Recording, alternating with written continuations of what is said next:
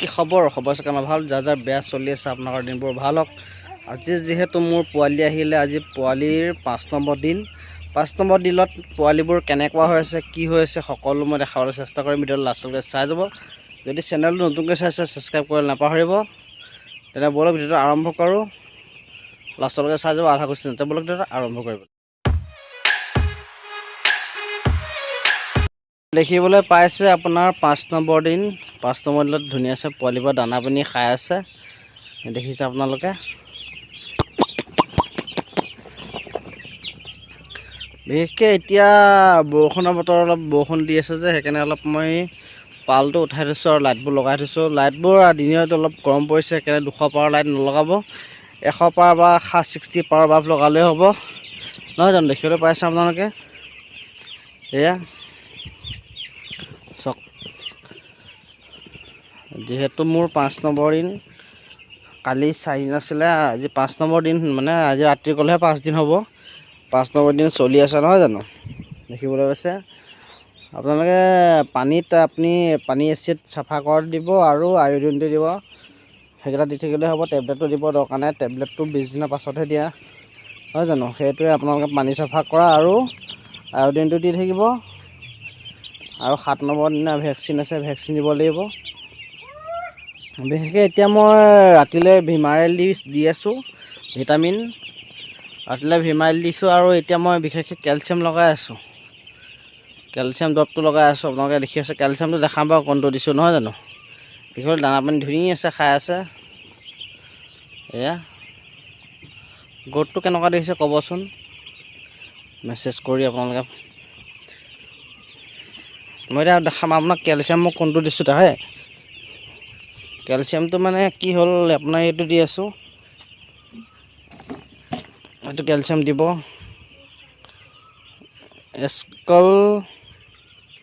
এস্কল FS, এইটো চবৰ কাৰণে কেলচিয়াম ভাল। আৰু আপোনাৰ দামটো বেছি নলয় বাৰু, 1 লিটাৰ আনিছোঁ। দামটো আপোনাৰ এইটো দেখিবলৈ পাইছে, 1 লিটাৰ ইমানটোহে লয়, 185। আৰু আপোনাৰ এইটো পানী চাফা কৰা এচিড হয়, পানী চাফা কৰা এচিড। আৰু পানী চাফা কৰা এচিডটো এইটো কালাৰ আহিব, আৰু আয়ডিনটো এইটো কালাৰ আহিব। এইকেইটা খুৱাই থাকিব, নিশ্চয় সবল পাব। PBS দানা আহিলে, PBS দানা আপোনাৰ পোৱালি কোনে আনি থ'লে এইটো? PBS দানাটো আপোনাৰ PBS দানা খুৱাই আছোঁ, সেইকাৰণে এতিয়া লিভাৰটো প্ৰয়োজন নাই। লিভাৰটো কেতিয়া খাব গম পায় আপোনালোকে, যেতিয়া BS দানাটো মানে দানাটো চেঞ্জ হ'ব, BS দানা আহিব, তেতিয়া মানে লিভাৰটো খুৱাব লাগে।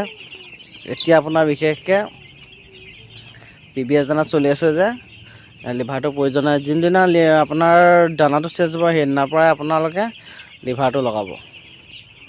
চাং ফাৰ্মত এটাই বস্তু লগাব লাগে, বৰ্ডিঙত অলপ কষ্ট হয় বাৰু, কষ্ট নোহোৱাও নহয়।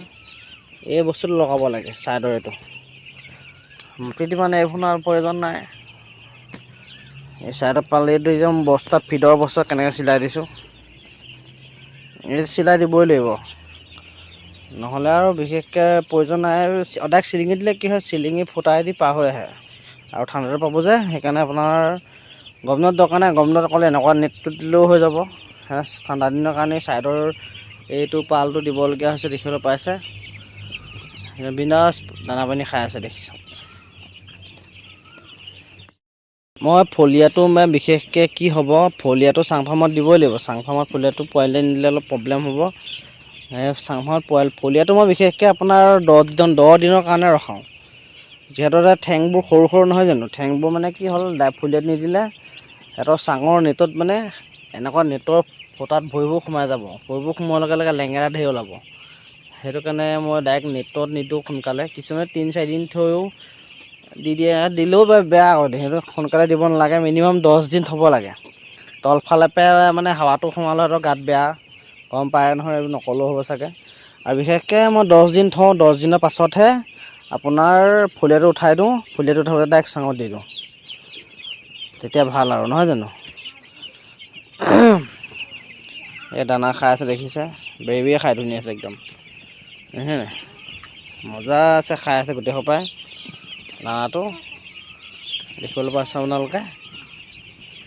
এতিয়া ৰাতিলৈ ভিটামিন দিম আৰু দিনত কেলচিয়াম ৰাতিপুৱা লগাই আছোঁ, সেইকেইটা দৰৱ আৰু কিবা সুধিবলৈ থাকিলে মোক কমেণ্ট কৰি জনাব পাৰিব। তেতিয়াহ'লে ভিডিঅ'টো সামৰিছোঁ। ধন্যবাদ। জয় অসম।